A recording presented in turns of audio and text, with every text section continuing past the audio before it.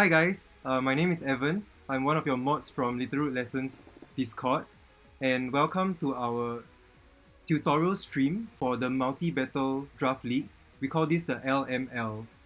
So this will be a tutorial for uh, anyone who is starting off multi-battles, like people who have not played multi-battles at all, and even people who have played. So we are trying to make this league as beginner friendly as possible. This is a project that I've started since March, and I'm closely following another league that is playing this multi-battle format in Pokemon Sword and Shield as well.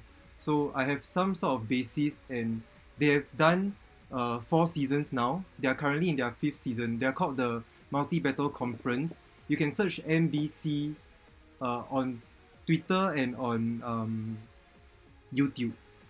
So I'm gonna preface this by saying that if you guys have any questions, please tag my name in chat responsibly, and I'll answer them after every 2 slides. Yeah. So without further ado, let's jump into this. This league is brought to you by Carter and Carl. Our league is endorsed by the LRL hosts, aka Chairman Rose, and then the 4 of us are the Draft League Council. Tim, the most meticulous mod of LRL, always helping to keep me in check. Then we have Jiggly, Jiggly Dreams, always striving to improve the draft league and make it more balanced. He's my tier list consultant. And then we have Nevier. Oh dear, this autocorrect is annoying. I'm sorry, Nevier. Navier, our most caring mod. He's always in the background, helping us answer questions, especially when I'm asleep. Man, autocorrect sucks. So, I'm gonna spell out the goals first. The goals, this is like personal. My goals for the league is to make the experience as beginner friendly as possible. Then, number 2, take healthy steps to ensure that everyone has a good draft, which is very important because this draft will last you for 8 or possibly 12 weeks. Then, and it's a draft that you will enjoy using together as a team. Okay, that's important. Then number 3, help every team have fun battling while making sure that you fulfill your responsibilities. It's like necessary because when we have an official event, then you want proof of whether you win or not. So these player responsibilities are important, and they will come later in this tutorial. So that's all we have. Yeah, hey, thanks for coming in, you guys, Tim and Green Wild Monkey. Nice to have you. So here's the overview. You have seen this before in the slides that I posted, the player guide. So let's jump into it. Yeah, I'm gonna speed through every slide. That's my notes. Okay, so most of us have played in a draft league, right? Most probably you have come from another draft league, or you have played in a Littleroot Lessons draft league. But in case you don't know, the gist is that a group of players draft from a pool of Pokemon. Then these Pokemon stick with you throughout the league. You battle other players, and then naturally trades are allowed as per league rules, which I will spell out later. Then the thing about VGC Draft League is that it got popular in 2020 because prior to 2020 Sword and Shield, most draft leagues are in the draft leagues are played in Sun and Moon, and then there is no timer limit. So singles matches can go up to 1 hour, and they have the luxury to do that. Whereas Game Freak shortchanged us, so we have a very limited timer, which I will emphasize a lot along this tutorial. You will just keep hearing me repeat the thing about the timer. Then I think that's the reason why VGC Draft League got popular. So we see this was our previous draft league, one of our most successful draft leagues from Littleroot Lessons. We have 49 players. Then some of you also have come from UGA or are actually participating in the UGA because they are quite ambitious, and they aim to be the biggest draft league association, in our Discord world. Then naturally you also have WBE, VGC. This is like the first big official VGC draft league, and it got so many views on YouTube. So I think that's also another reason it got popular. But the main thing is the timer. So people start evolving to instead of a singles traditional format, they go with VGC, which is quite dynamic. Yeah. Then this point number 5, in case you guys don't know, there's another version of Draft League where it's player based. The TPL is called the Pokemon League, NPA is called National Pokemon Association, and there exists these group of grassroots people who create leagues where you draft players. You don't draft Pokemon. You draft players to be on your team. Then each week, maybe 8 players play against 8 players, and then you see which team has a better record. Like they all play best of 3s. So it's the same name it's the same name of the draft league, but ours is more fun, I guess. Yeah. So one more point, our league, we are trying to go the conventional route, an 8-week regular season that takes 2 months, and a slow snake draft, because our previous Littleroot Lessons draft leagues used to be a 3-minute timer, and that's quite stressful. And we used to do Swiss rounds because Carter and Carl thought that it was reasonable, and I think it makes sense. But I think an 8-week season allows for like underdog stories or people to slowly improve their play. Yeah, this will come in handy later. Like we will reward the most hardworking team, the team that improved the most. Okay, next slide. Introducing multi battles. Okay, for anyone who is new to this multi battle format, especially in Sword and Shield. So my first point is that we have actually all experienced this before. If you play Pokemon Emerald, you will battle alongside Steven. You control your mons, Steven controls his mons, and you fight Team something, Team Magma, right? And then in this Sword and Shield, we also fight together with Hawk very, very early, even before the first gym. So it's a 4-player battle, and there are 2 trainers on each team. Then, importantly, each player controls 1 mon. So if you go follow me trick room, you can't click the trick room, you can only click the follow me, and you have to communicate with your partner to make sure both of you click the correct move at the same time. Then Sword and Shield is very special because in Sun and Moon, like every generation has its gimmicks, right? In Sun and Moon and Ultra Sun and Ultra Moon, you can actually have one player Z move, and then the other player can also Z move. So that's very dynamic. But then in Sword and Shield, they limited this gimmick so much that every team only can Dynamax once. So that's a very important thing to note. And this is the interface that you see in the YCOM. If you feel bored, you can connect to the internet and look for battles. Usually there are trolls that bring 6 restricted mons and then try and cheese you. So it's not very fun, and some people will just disconnect. So that's why we have this league to have same-minded people to play together. Then, as usual, the last mon standing wins, but there's also the timer involved. So I'm just going to keep repeating the fact about the timer. Okay, any questions? Okay, gonna move on. So, most important is the alternating Dynamax factor. The more you play, the more you will get used to it. So it's same as VGC. You can only Dynamax 1 mon on your team. But this time, the difference is that it's 6v6. So essentially, like, in VGC it's 4v4, right? If you Dynamax and you kill 3 mons, there's only 1 mon left. However, now if you Dynamax and kill 3 mons, there are still 3 more mons that can potentially set up Trick Room and sweep you with Eruption or something. So there's a big difference here. Then in every okay, so this is something that you will get used to. The player 1 has the option to Dynamax first. If they don't Dynamax, player 2 then has the option to Dynamax. I'll have an image for you guys soon. Then, importantly, as a team, you get to decide who will be the player 1. So this way you can plan for strategies ahead of time and intentionally put the 3 mons you want to be in player 1 slot and the other 3 mons to be in player 2 slot.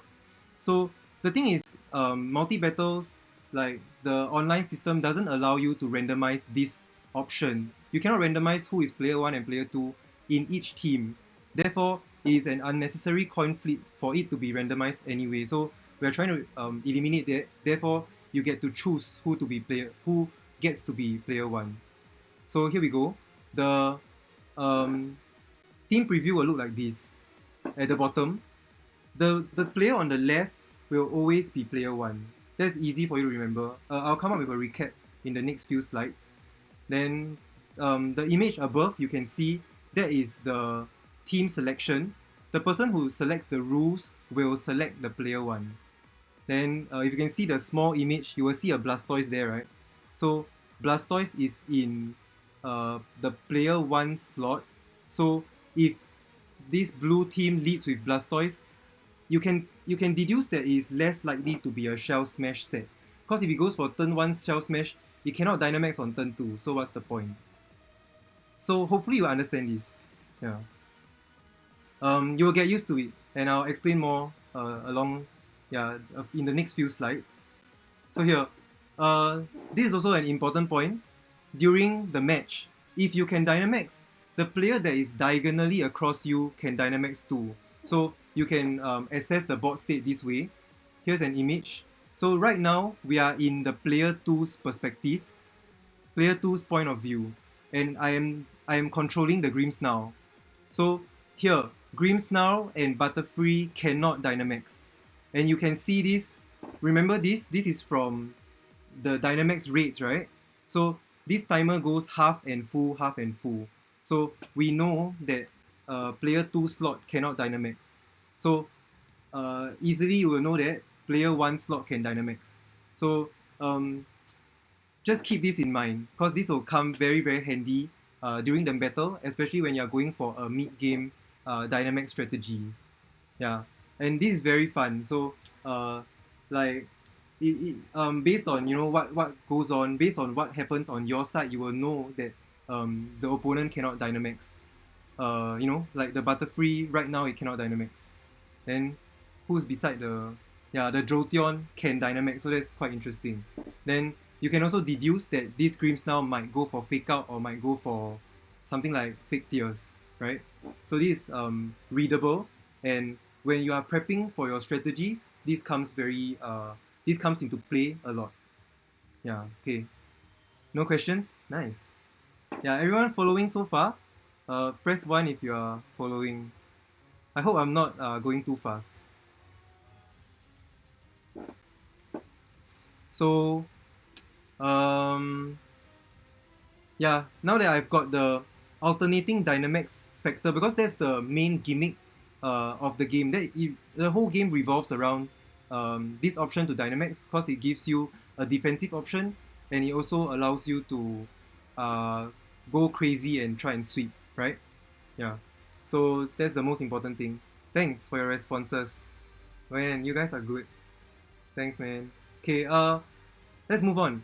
The multi-battle rules in our league, okay, specifically in the LML, because if you want to play multi-battles with randoms, it's so chaotic and very pointless. Yeah, and some people just don't click the right moves. So this is an important slide because all our administrative rules are summarized here. You can read more in the rules tab in the official spreadsheet. Then, first of all, use multi-battle battle tower rules. There are 2 more rule sets.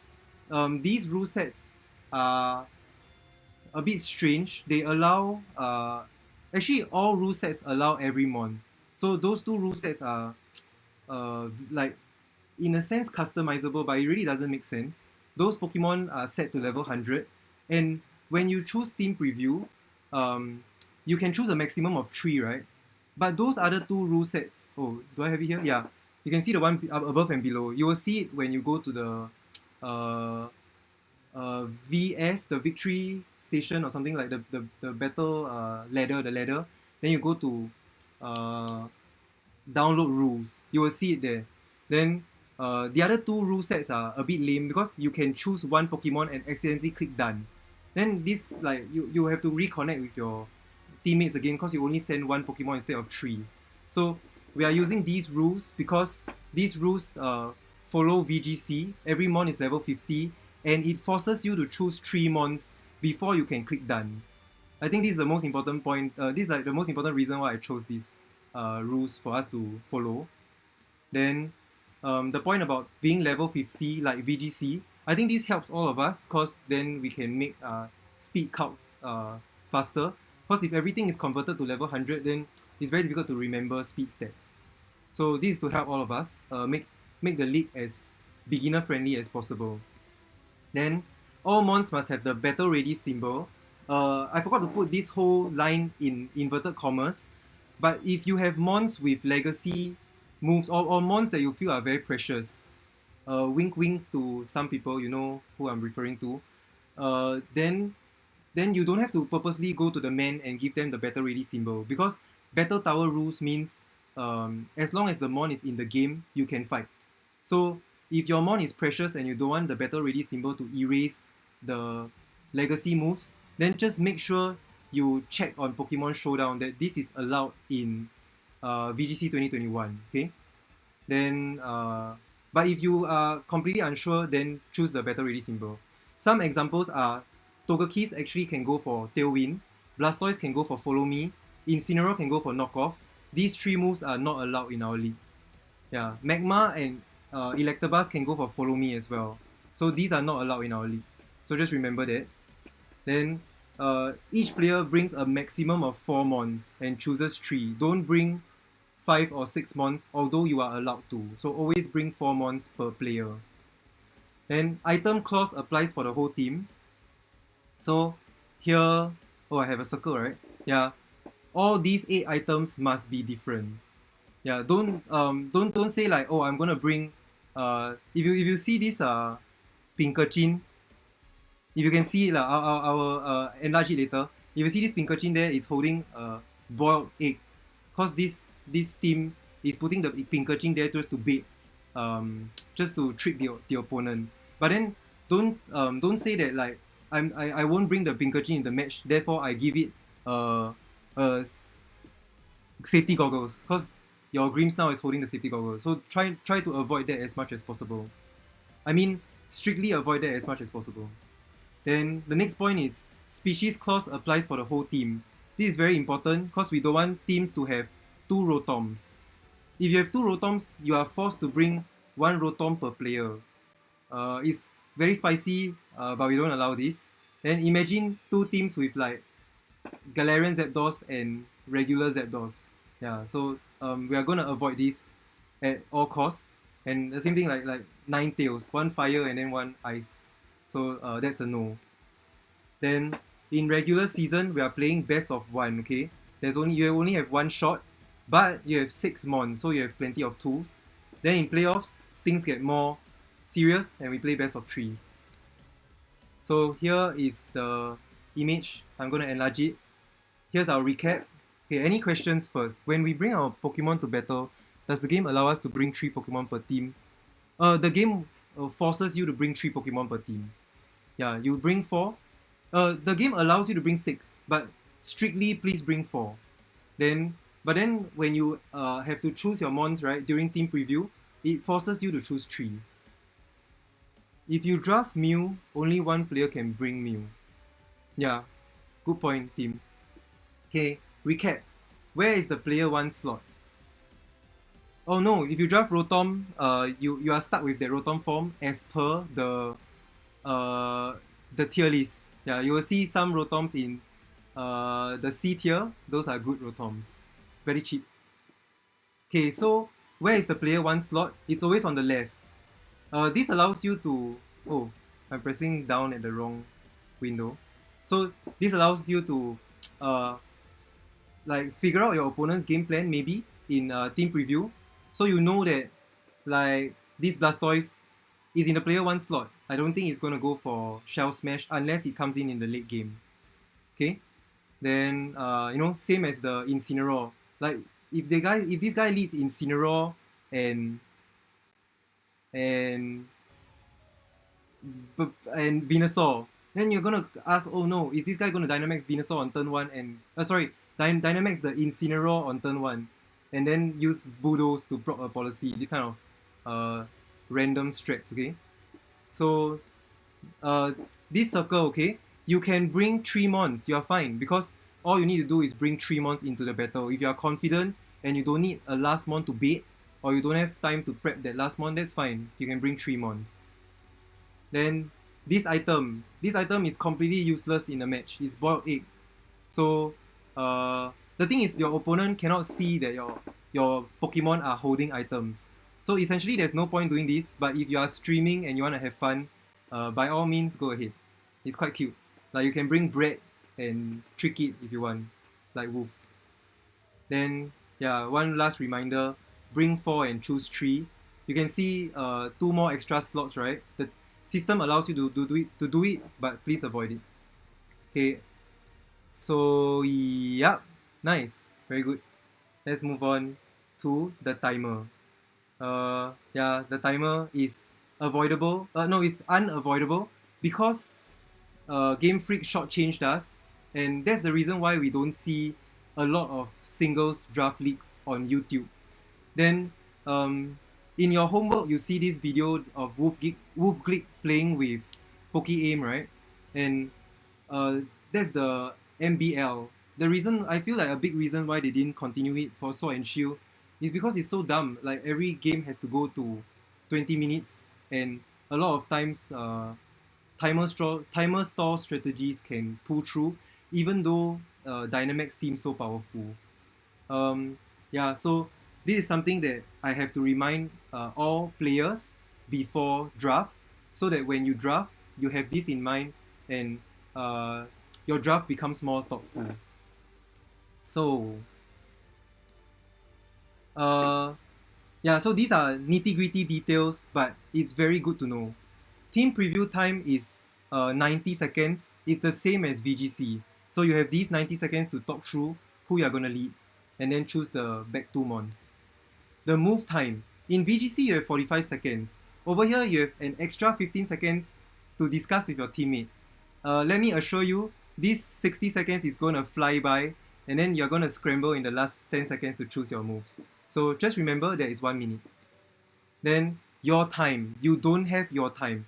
In VGC, if you take very long to choose your move, your time can actually run out and you will lose if you run out of your time. So in multi-battles, you don't have your time. So this means there are pros and cons. You can focus on your composition and your plays, and then make good plays. But in the end, if your opponent has very bulky mons and their mons keep recovering, they might out-stall you, and then the game ends at 20 minutes, and they will win, right? Because they have more healthy mons. So this is a double-edged sword. Yeah, but then again, both sides will also take that 60 seconds. So it is really up to you to manage this. This will you will get used to it the more battles you play. But I feel like your time is not a very big factor. However, the total time is a big factor. These 20 minutes is actually the same as VGC, and the timer actually starts. Wait, no, I'm not gonna ask the chat. Wait, let me see. There are a few. Okay, thanks, team. So, fun fact. Actually, important fact. The timer actually starts after. So let's say I lead Incineroar, you lead Rillaboom, then I lead Tapu Fini and stuff, right? Then we'll go Intimidate, then we'll go Grassy Surge, then we'll go Misty Surge, then we'll proc a Misty Seed. Then after everything ends, when you see the word fight, that 20-minute timer starts. Okay? I'm not going to repeat this. That 20-minute timer starts. Then it will keep running. It will just run. Like, the 20 minutes will run. It won't stop when you're choosing your moves. It won't stop when you're switching in your mons, okay? Then it will only inform you. Wait, do I have this? Yep. It will only inform you when there's 3 minutes left, 2 minutes left, and then at 60 seconds, it will just stay on the screen. 60 and then countdown. So one tip for you guys is to prepare a stopwatch. Like if you stream, I think you can do it on your interface. Then exactly the moment where you can press fight to choose your first move, then start the stopwatch. Then keep in mind that this 20-minute timer is running. In case your opponent wants to timer stall you, then try and Dynamax early and take KOs as quick as possible. This will come, as usual, this will come with experience. But if you are not so hardcore, then just play as usual. Then when the 3-minute timer comes, I think you still have 1 or 2 turns to adjust. Yeah. However, I feel like it's really best to prepare a stopwatch, because based on the matches that I've watched, the timer comes into play very often. Oh yeah, the consequence of your time is in the second YouTube video in your homework. If you watch it, it's quite sad. Like the player, the team that lost to time actually played so well and positioned well, stalled out Dynamax, but in the end they still lost to time. So it's unavoidable. The timer not stop when the move animations are playing. Nope. So the timer will just run. So if you are evil and you want to go for a timer stall draft, you can draft mons with a lot of abilities that proc, like Misty Surge. Oh, then I proc this thing. Then somehow I have an eject pack. Then I go out. Then I switch. Then I take the full 60 seconds to switch. So it's up to you. Then you can purposely make all your mons shiny. Then that extra 0 point something seconds. But based on experience, the league that I'm following, someone actually drafted this in season 4. Currently they are in season 5, and they have a 60% win rate. So it's not reliable, and the more moves you play, the more times someone will crit you. It's statistically proven that the more moves into the game, the higher chance it is to crit. Hey, Newma, you are late. Go to the corner of the room and pull your ears.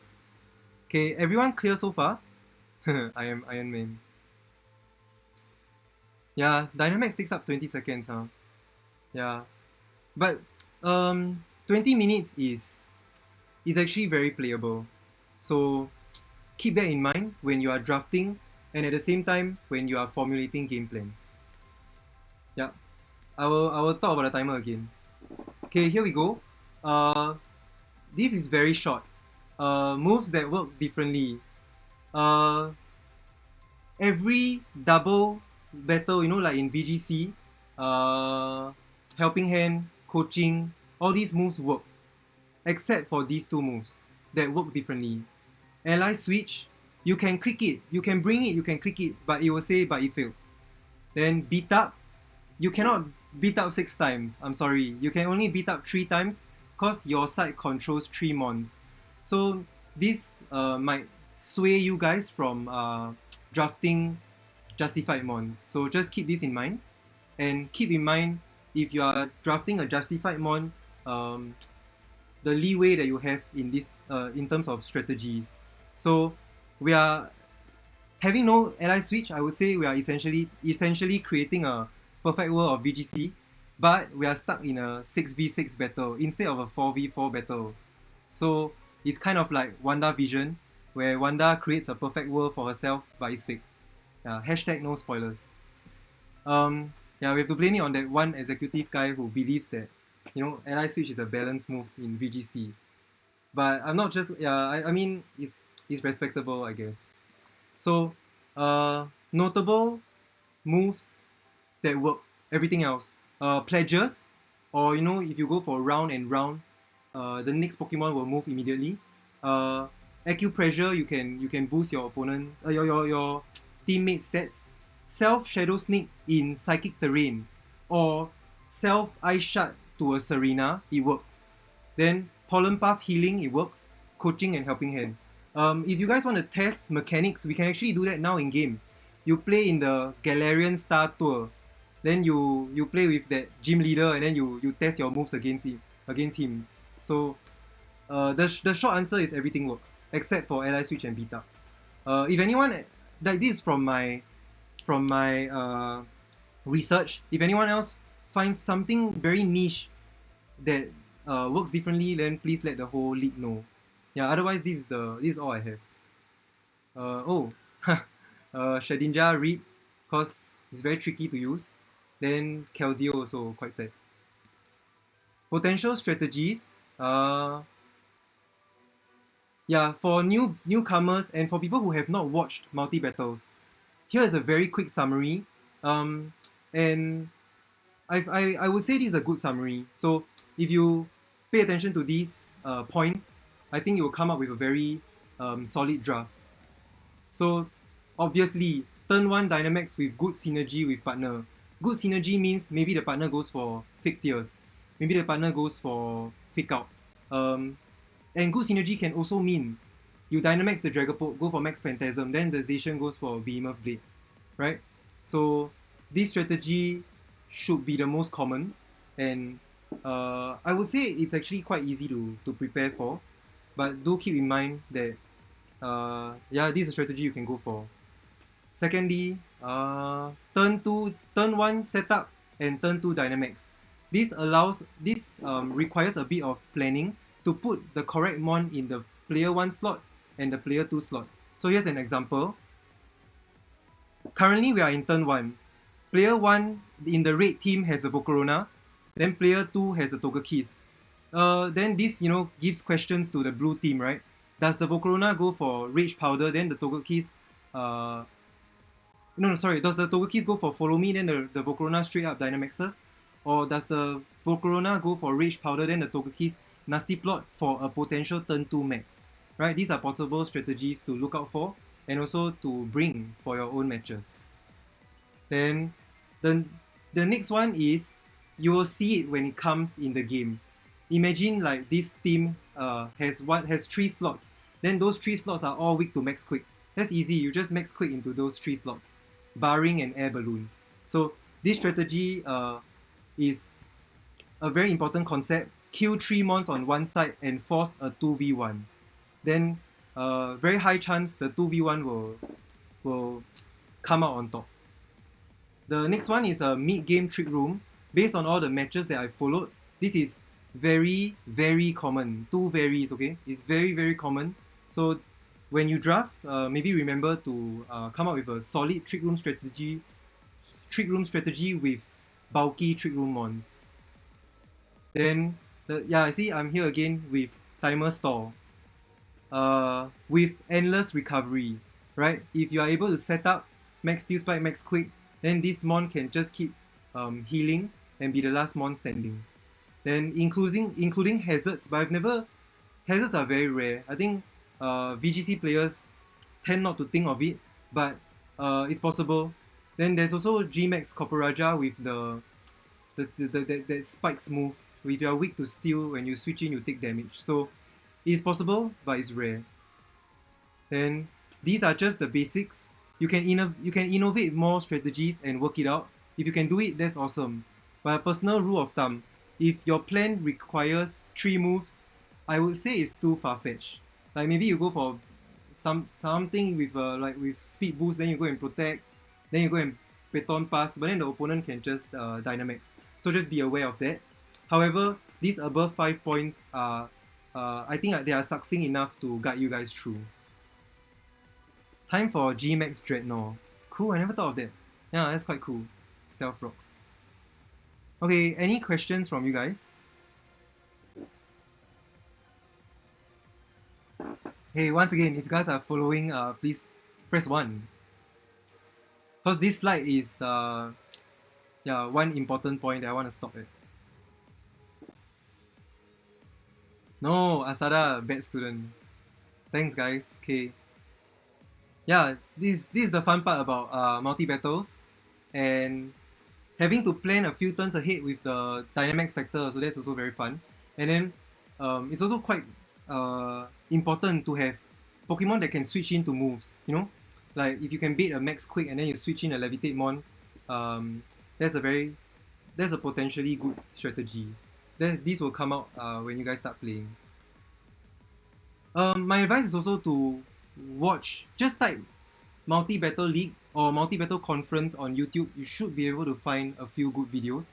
And these people, like, they just post videos for records, so they don't tag like their opponent. So it takes a bit of time, but you can find them. Okay, let's move on. Finally, next section 2 out of 3. Quick guide to drafting.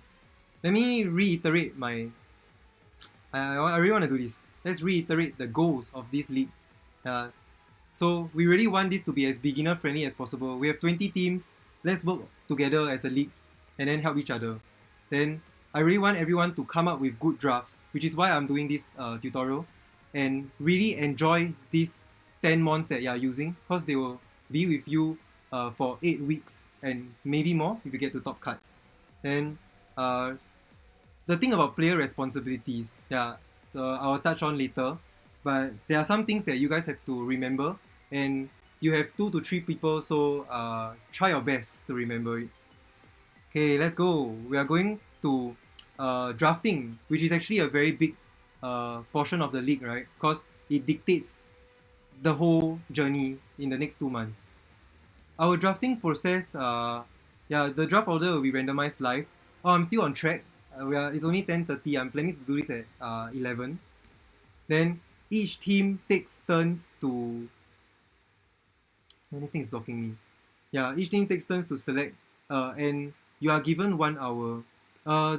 There is one exception, like the teams on the edges. Okay, I'm gonna do this graphic. So once a mon is picked, we will cross it off on the tier list, and other teams cannot pick it. Okay, so this mon is unique to you. Then this is the sneak draft.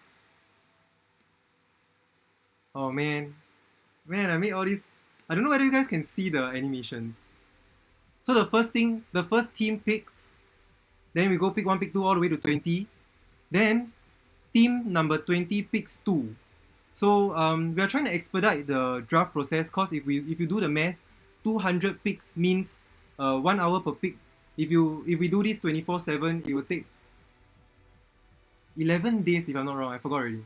I forgot the math. So we are trying to expedite this. So this last team number 20 and team number 1, you guys have only 1 hour.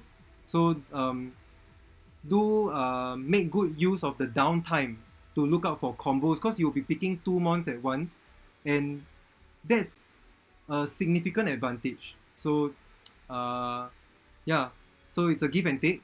You are the last to draft, but you have a slight advantage of picking mons that synergize very well. So remember that you only have 1 hour. So everyone has a 1 hour slot. We go back from 20 all the way to 1, and then the first team picks 2. Same thing, you also have 1 hour. Then we move on. This continues until all 20 teams pick up 10 mons each. 10 mons, no more, no less. The schedule will be up when the draft order is finalized. All picks will be made. We'll be making a new Discord channel. So it's not up now, so that we don't flood the Discord. And then it will start on 16th April. The schedule will come out, and then you will know exactly the 10 time slots that you are allowed to draft. Then if you know that you will be asleep at that time, because we cannot accommodate everyone. We are international. We have people from America, Europe, and Asia, and it's split quite okay.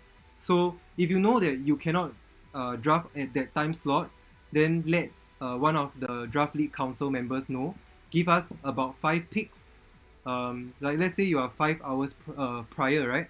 Then give us 5 picks so that we are sure to help you pick at that hour. Strong Pokemon, weak Pokemon, doesn't matter. Truly skilled trainers should try to win with their favorites. Who was that? Cynthia? Okay, so yeah, that's the drafting process. Next up, we are explaining the tiers.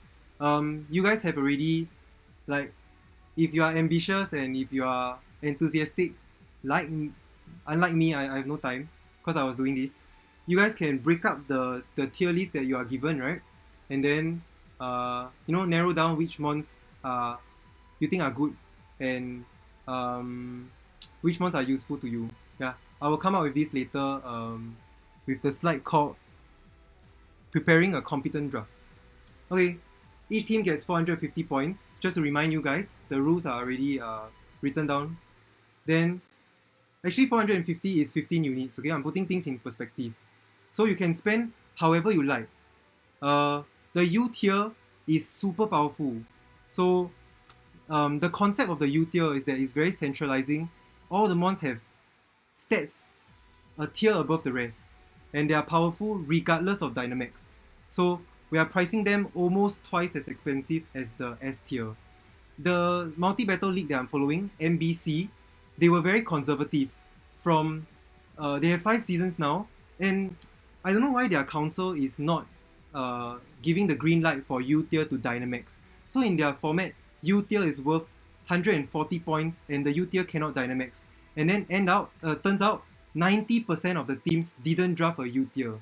So everybody knew that it was a trap, and they drafted a lot of A tiers and S tiers, and I'll explain more in the next slide.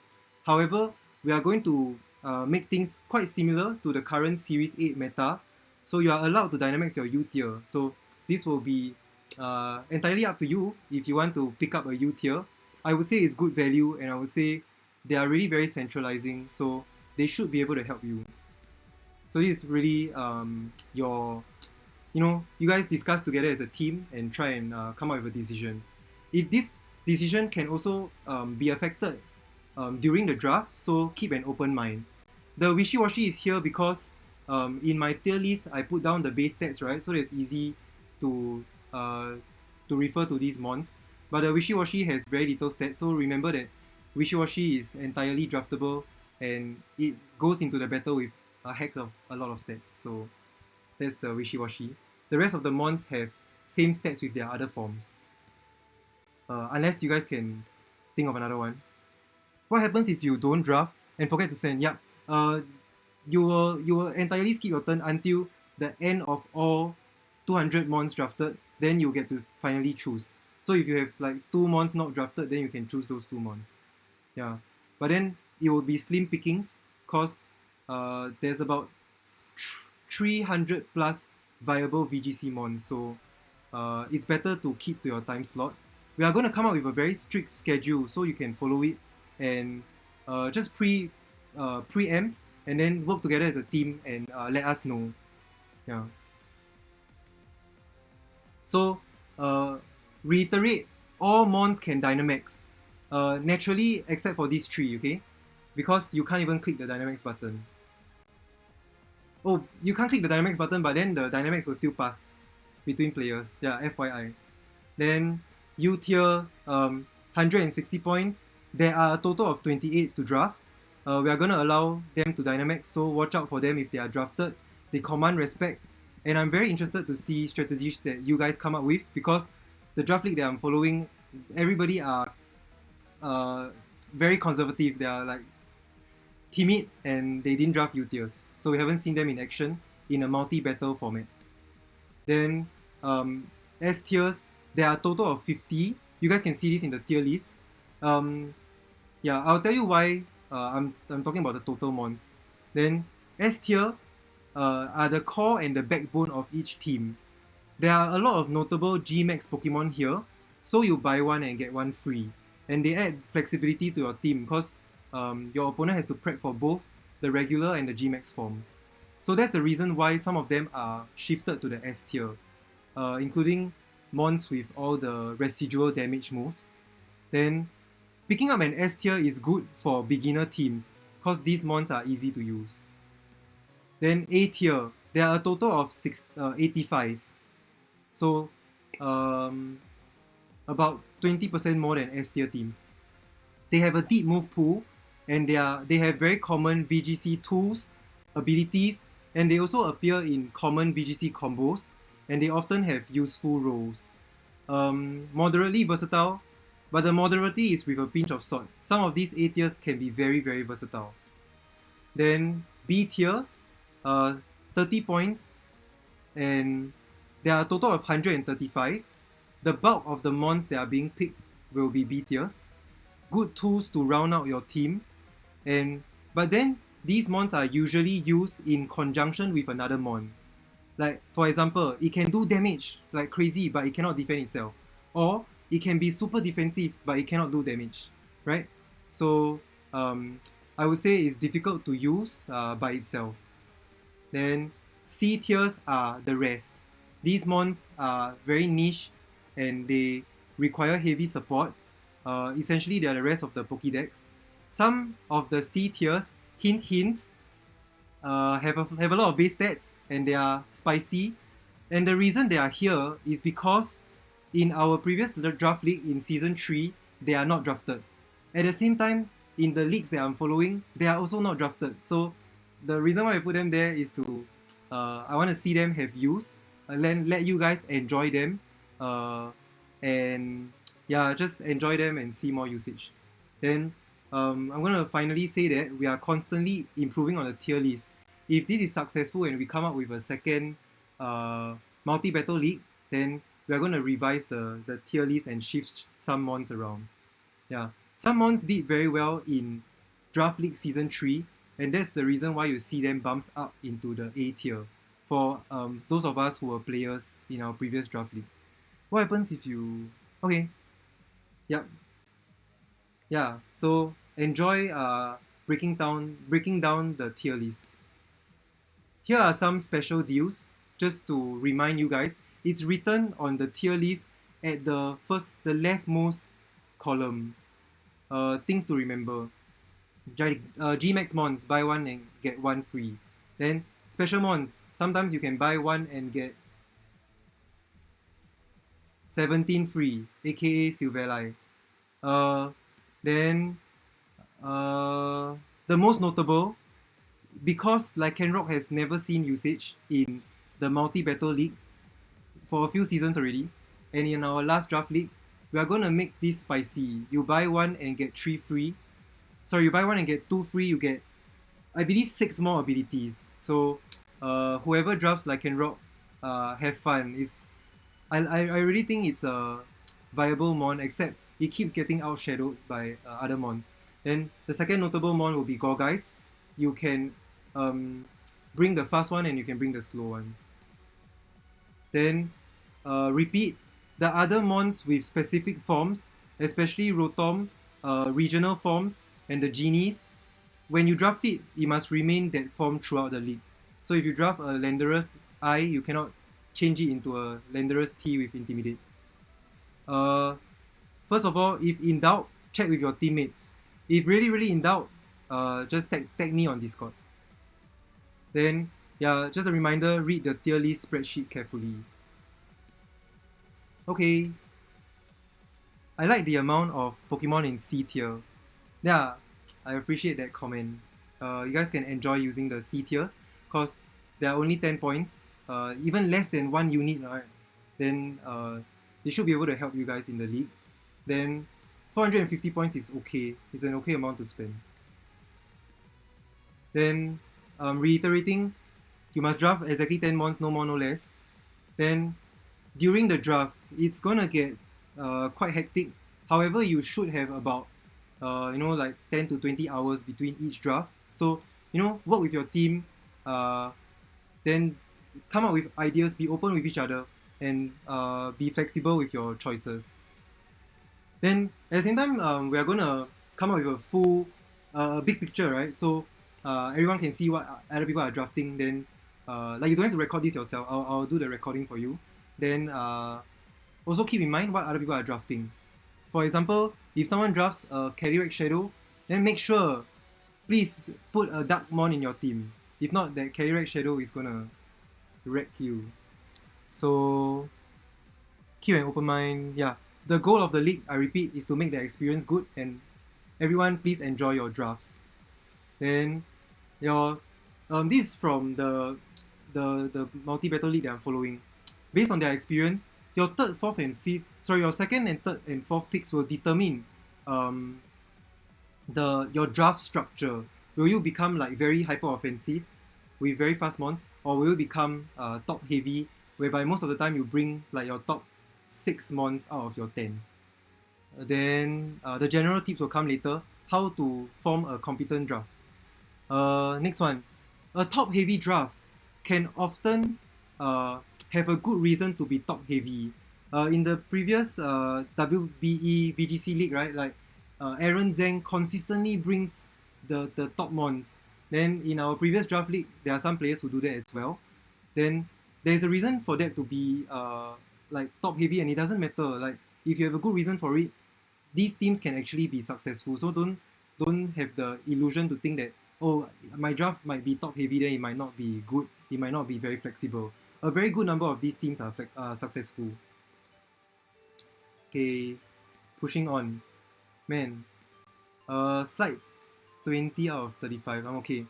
So, reminder, you do not have to draft one mon from each tier. Yeah, so here are some examples.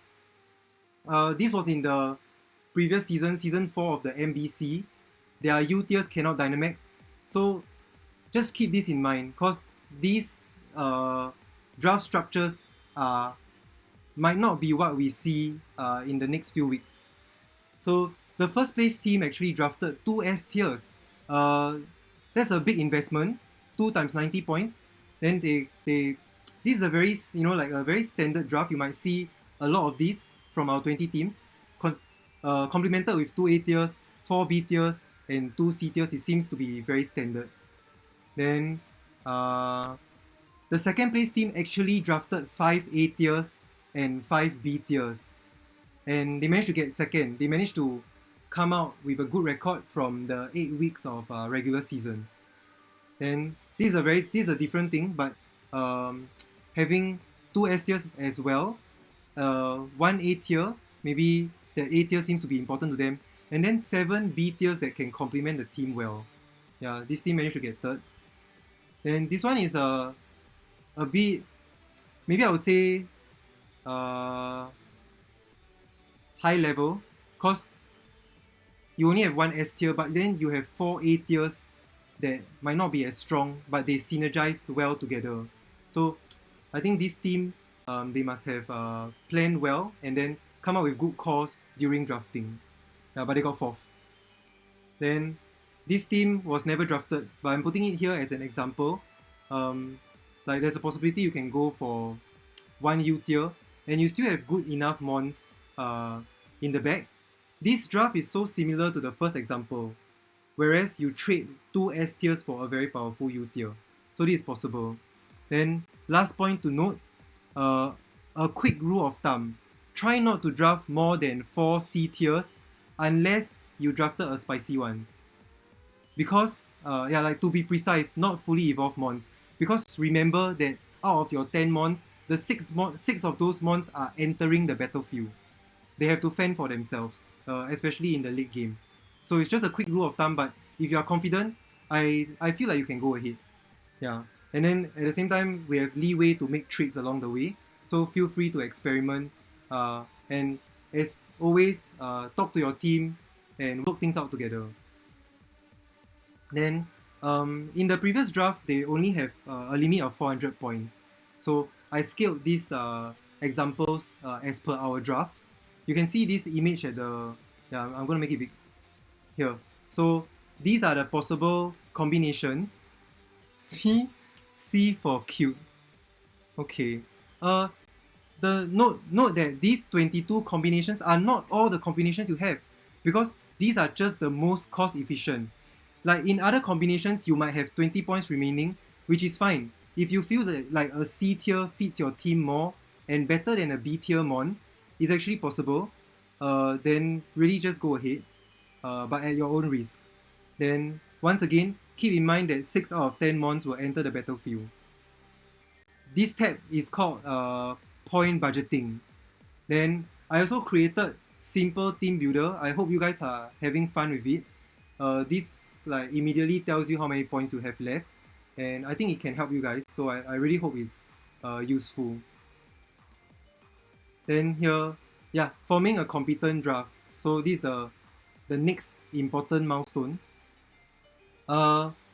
If you watch this, the MBC tier list guide, their format is kind of different from ours, but I'm kind of following their guide. So at first they said like make a list of 5 best Pokemon available. They mean, right, when it's your turn to draft, when you know it's your time slot next, then you just make a list of 5. And because your opponent might snipe you, right? Then this concept of BPA, best Pokemon available, allows you to quickly narrow down which 5 mons you get to pick. But my idea here is you make a list of like maybe 5 to 10 best Pokemon from each tier, so you can always keep your options open. Yeah, then remember to have a healthy discussion with your roommates. Yeah, that's what I wrote in my notes. Then number 2, versatility is very important in draft, as we have learned. I think KS, if you are in chat, you reminded me of it during one of the recaps. If you feel like this mon has a lot of very possible sets, the example that they give is always Blastoise. Blastoise can go for fake out, it can go for very defensive, it can also go for shell smash, it can be physical, it can be special, it can be Gmax. So these kind of mons are, like the better it is in draft league, so maybe look out for them. Then 3 and 4, in case you don't know, Dragon, Fairy, Steel and a Fire Water Grass are just good guidelines, and it really helps your team in the long run.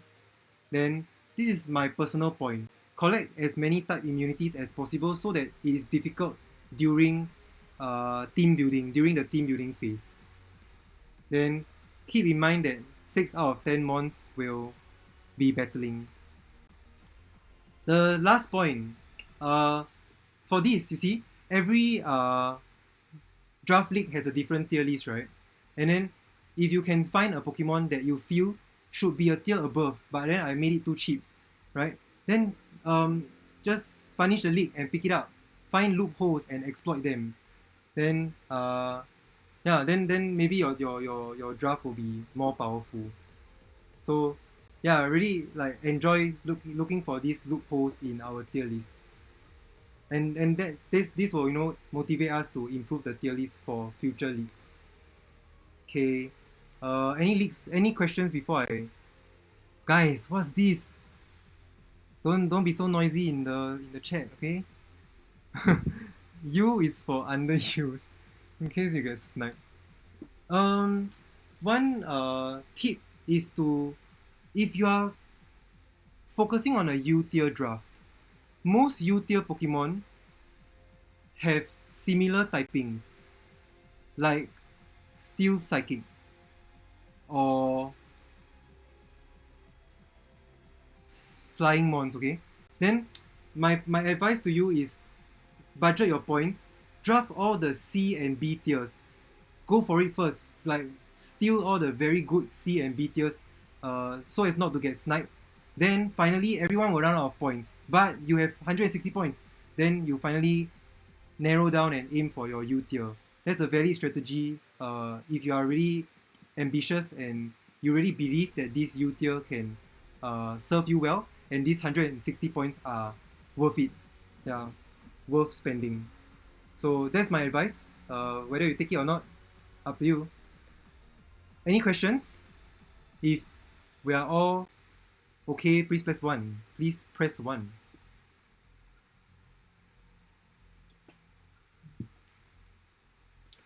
Man, if there was a question, I would have missed it, right? K is for Kim Nice. Oh, okay, nothing. I didn't miss anything.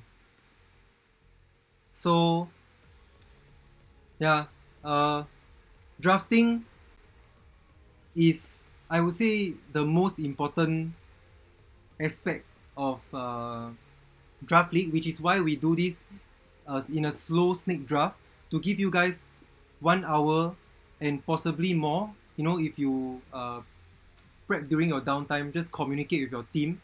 Then I really want everyone to come up with thoughtful drafts and really enjoy using them.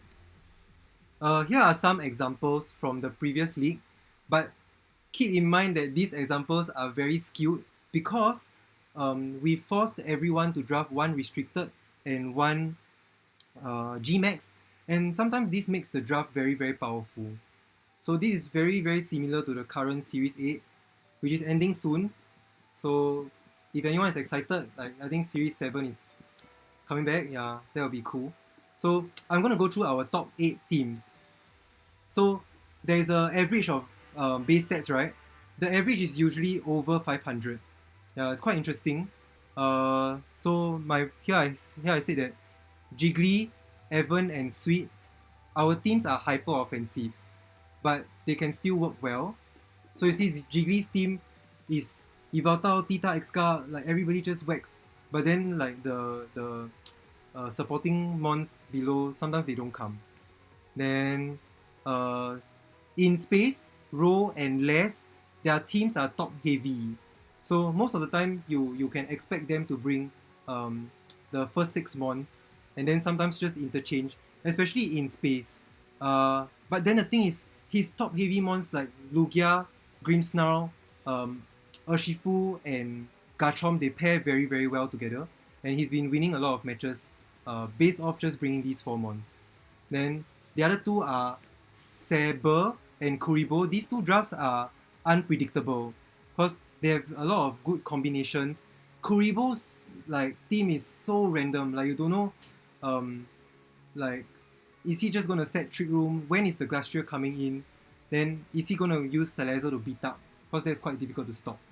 So these are all possible examples. However, all these teams are averaging 600 points if you draft them in our team builder. So just keep an open mind, like close one eye and then like take out number 9 and number 10 and put like a baby Pokemon there. So here are just some examples of teams that people drafted, and keep in mind that this was with a 3-minute timer. So I would say like I'm really very impressed with In Space, Saber and Lazer's teams. Yeah, because at first we thought they weren't gonna work well because they don't seem to have a lot of synergy, but when you play them and when we see them being played, they perform very well. Okay, so last section, my babies. Last section, teamwork.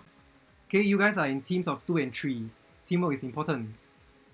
Be open with your team about ideas. Then, yeah, it's very, very crucial during draft week. Then it's also useful during battle, but more important during draft week, so that you can enjoy your drafts. Then this is important, okay? There is no surefire way to practice on Showdown. There is no way to practice double battles. And I went to consult a few of the multi-battle league players that are playing, because they did this for they are in their current 5th season. And what they tell me is that, oh, we don't practice. We come up with game plans in our minds. We do calcs, and then like we discuss with each other and throw ideas. So if you guys can find a way to effectively test, like doubles OU, because you can bring 6v6, right? Then you can test team synergy. Then try and get creative. And then if you feel like this method really, really works, then just share with the rest of the league. Then 3 and 4. Make sure, okay, 3 is important, right? Make sure you get in a call with good communication. If you guys know the concept of ghosting, in US the players there don't have this culture of ghosting. Then but in other countries it's quite prevalent. Then but ghosting is allowed in our league and it's very, very encouraged. Okay, so make sure you get in a call with good communication so that you make full use of that 60 seconds per turn. Stay focused during the match. Like, and then maybe meet up 5 to 10 minutes before to finalize your game plans. Just a warning, if there are 3 people in the call, there are pros and cons. Sometimes too many cooks might spoil the broth, but if you do it right, 3 minds working in sync is formidable, because you can remind each other, like, oh, there's psychic terrain. Oh my god, this guy has a possibility to fake out, right? So, and then like maybe look for a play that is guaranteed to win a game. Sometimes you don't see it. You don't see that, oh, maybe taunting is even better than trying to kill a mon to stop Trick Room. Okay, so yeah, really work together as a team and get your flow as the weeks go by. You guys have 8 weeks, there's plenty of time. Then support each other and then don't leave your decisions to the last minute, because I assure you it's going to be hectic. In those videos you watch, right, like the first video in your homework, you can see that Wolf and Marcus, they are very good friends. Marcus sounded like he's dead, right? Because it's 12 midnight in Germany, and then he sounded so like unemotional, right? Because he had a roommate and then he has to be as quiet as possible. And in that game they DC'd twice, 2 times. They DC'd 2 times, so they have to replay the scenario with Poke-Aim and MV, and that wastes so much time. They probably took 3 hours for that match. So these kind of things might happen, but stay focused as a team and work together. Then yeah, like Marcus is a very fun guy. If you see his streams, he's very cheerful. But then you can see that both of them were so focused and so nervous to win, to maintain their title, because that was season 2 and they won season 1 and they managed to get to the finals after 12 weeks of season. That's so intense, such a long journey. So you can really see them focusing, and that game was phenomenal, the way they won. So very good to look up to. Okay, next up, player responsibilities. So this is one of my goals, right? To remind you guys to keep with these responsibilities. There is one way to bypass all of this. It's in the last point. So arrange your matches early. Try and arrange your matches by Wednesday, so that if anything goes wrong, then by Sunday, if you cannot play your match, then we will arrange accordingly. We have prepared a buffer week, so just take your time and don't stress out about this. Cause honestly, building a team, preparing for potential 10 Pokemon is actually quite daunting. If you foresee scheduling difficulties, please inform us ASAP. Then multi-battles require 4 players to connect, right, and coordinate. So you might think that connecting might be hard, but the thing is, we've been doing it since Sword and Shield started. We've been connecting for Dynamax raids. We've been connecting for Dynamax adventures, right, that can go very, very long. So this is possible. I feel like just try to connect with the same code at the same time. I think the server should be able to help us. Yeah, so fingers crossed with this, because this is the thing that's gonna hinder us the most. So try your best, like be respectful with each other, and then let's just try our best to connect and get good games. Then before the match, just remind your opponent and remind them which IGN is gonna be the player 1 slot. Yeah. Then for these connected matches, because this is a best of 1 match, you only have 1 shot. So try and recreate. You guys have 4 eyes looking at the match. Try and recreate it as close to what originally occurred. However, if you really, really cannot recreate it, for example, turn 1 I go for Rock Slide, then I miss one and I flinch the other mon.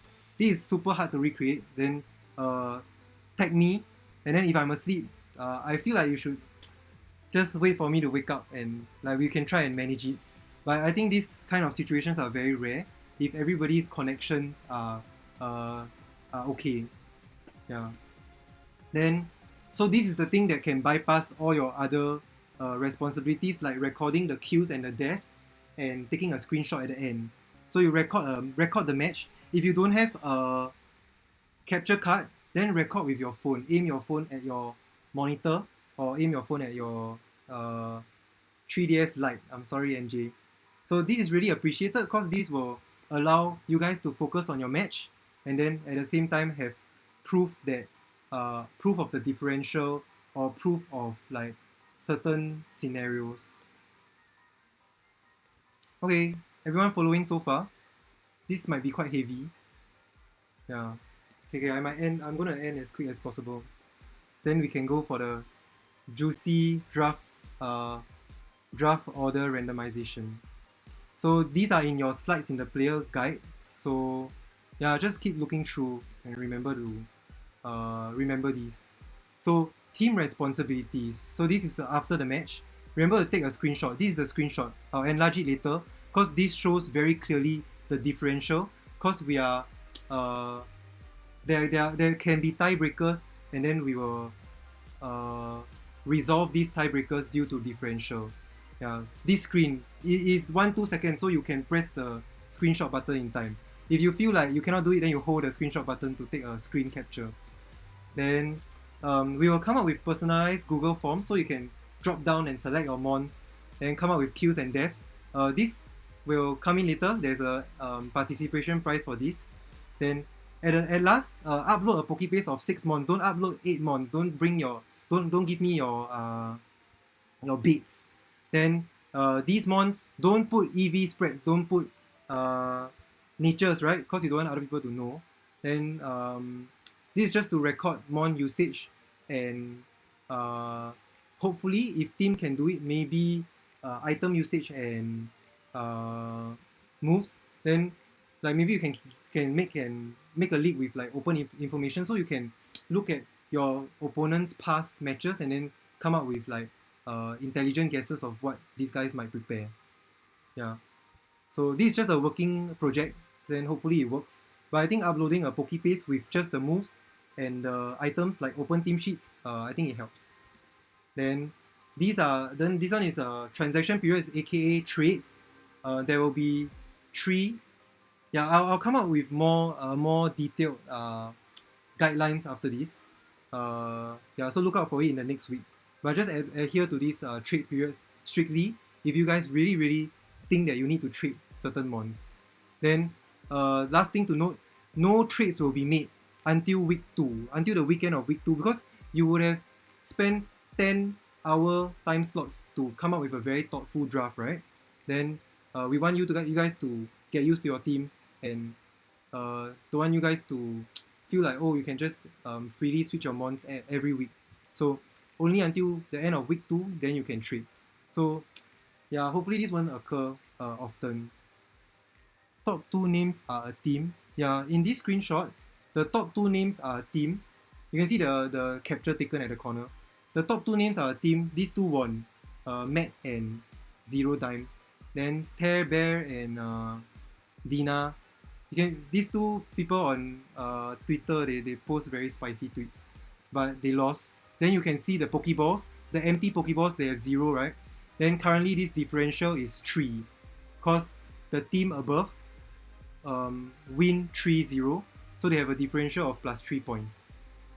Then yeah, so this is a screenshot. I think I would encourage everyone to post this screenshot in one channel, so we have clear records on the differential, and try and avoid cheating as much as possible, or maybe just forgetting. Then once again, taking a video will be the easiest way to do this, and it will allow you guys to focus on your match. Okay, this is exciting. Team set switch light noises. Real multi-battle trainers showing their synergy. Yeah, I've seen those trainer cards. Like, they have 2 people doing this, right? And they kiss each other, like couple. That's kind of crazy. I'll message you on Discord. What did okay, thanks for helping me answer Lemmy's question. Okay, so these are the team rewards.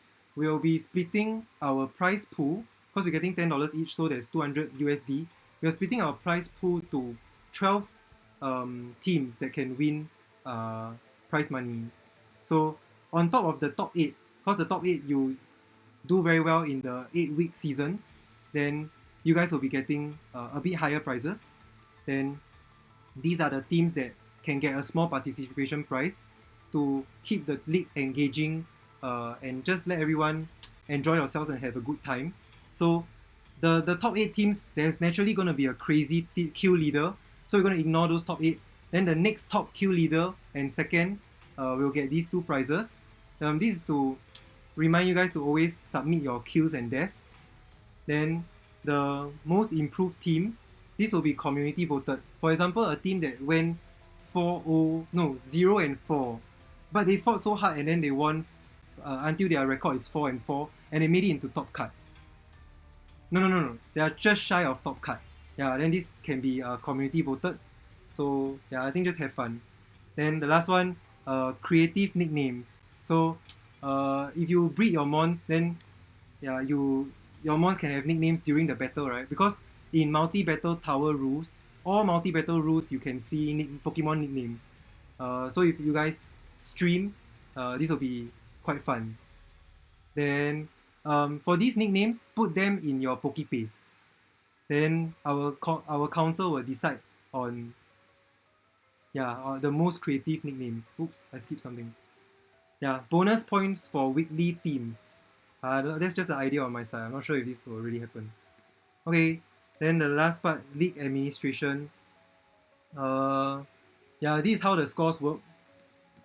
First off, win-loss ratio, very obvious. Like maybe a team goes 8 wins, 0 losses, then definitely that team will be in the first seed. Battle differential. This is in case there are like 5 teams that have 5 wins and 3 losses. It's possible, right? Then better differential is important, we'll look through the screenshots. Then the last one is head-to-head result. If there are two teams with the same win-loss ratio and the same battle differential, the team that won the other team will go through. Then no shows. I'm really hoping we can avoid this as a team, you know, as 20 teams together. Then like if you really cannot make it due to an emergency, then just let the council know. However, if we really cannot, like if my team really cannot contact your team within 1 hour, then this will be a no-show. Then the win will be awarded to the first league. I will discuss with my council what the differential will be, because I don't think you can get a +8. It's a bit too much of an advantage. Yeah. Then if you have 2 activity losses, then you'll be dropped from the league. And we really understand that this league requires constant weekly commitment, and we have set aside measures to help all 20 teams keep on track. So just really don't stress out. Try your best to schedule your matches early. Then the full draft schedule will be released sometime next week because we are finalizing the details. The full draft schedule, meaning draft week, exhibition week, then the 8 weeks of playoffs, then a buffer week and top cut. Then this slide, I'm going to upload this picture. Remember to keep it PG-13. Yeah, I guess. For the kill leaders, are you counting by Pokemon or by player? By Pokemon. Good question, God. Okay, where am I? This slide, right, is your cheat sheet. So just keep it somewhere in your group chat, keep it pinned.